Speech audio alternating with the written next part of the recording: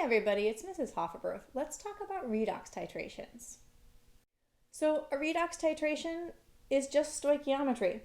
All we're going to look at with redox titrations is information about how much of my titrant was necessary to get to what is now called the stoichiometric point.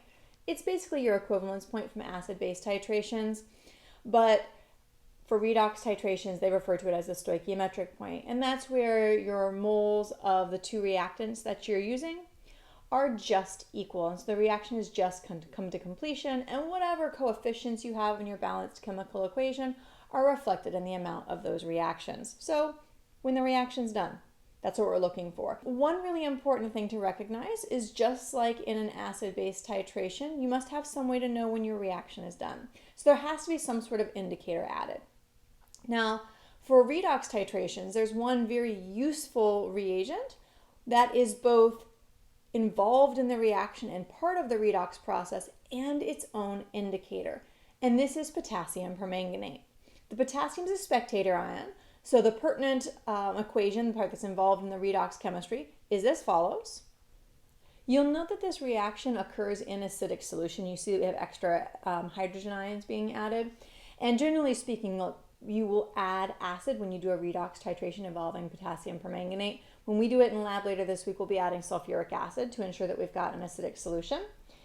When you use potassium permanganate is this beautiful deep purple color, while the Mn2+ ion is colorless. So as long as you are using up your permanganate, what you see is colorless. But as soon as all of your other chemical, whatever the permanganate's reacting with, has been consumed and there's a drop of extra permanganate added, the solution is going to stay pink. And so you know that your reaction is done and you've used up all of the other reactant.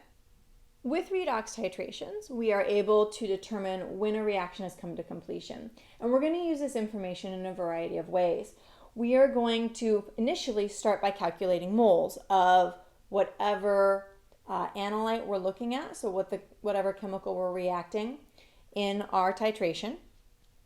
And once you have moles, you can find a variety of things. You can figure out what the concentration of a solution was, just like we did with acid-base titrations.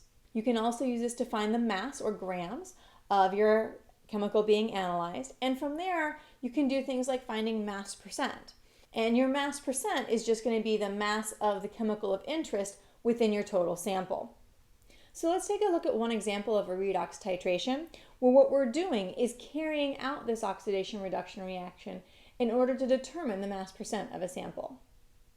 Okay guys, in this example we've got a sample of iron ore and we know its mass.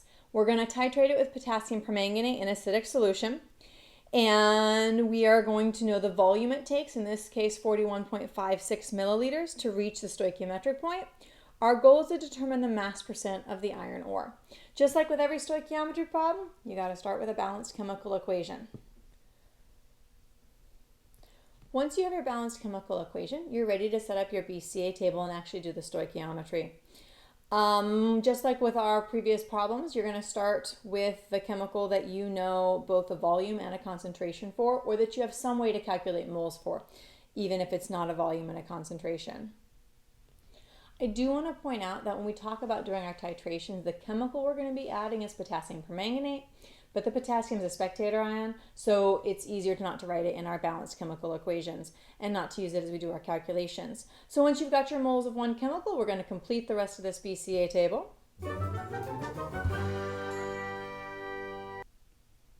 So I've done the stoichiometry, but you'll notice I've only focused on the chemicals that are actually asked about in the question. You are always welcome to complete your BCA table. It's just not necessary here because the question is really focusing on the titrant, which is the permanganate, and the analyte, that iron 2+. Once we know the moles of iron that were produced, if our goal is to come up with a mass percent of iron in the ore, we need a grams. So we are going to take that moles of iron, convert it to grams, and then we're going to compare that to the original mass of the sample. So once the grams of iron 2+, which is going to be the same as the mass of the iron in the original sample, is divided by the total mass of the original sample, we find that we have 53.74% iron.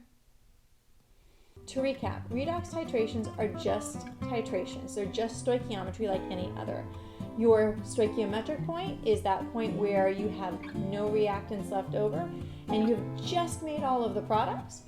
And so that's going to allow you to determine the amount of moles of your analyte based on what you have added in your titration. And from there you can do a variety of things. You can calculate concentrations of solution, you can calculate mass of a particular chemical that was present, or you can take it a step further and find the mass percent of a particular compound element portion of a sample.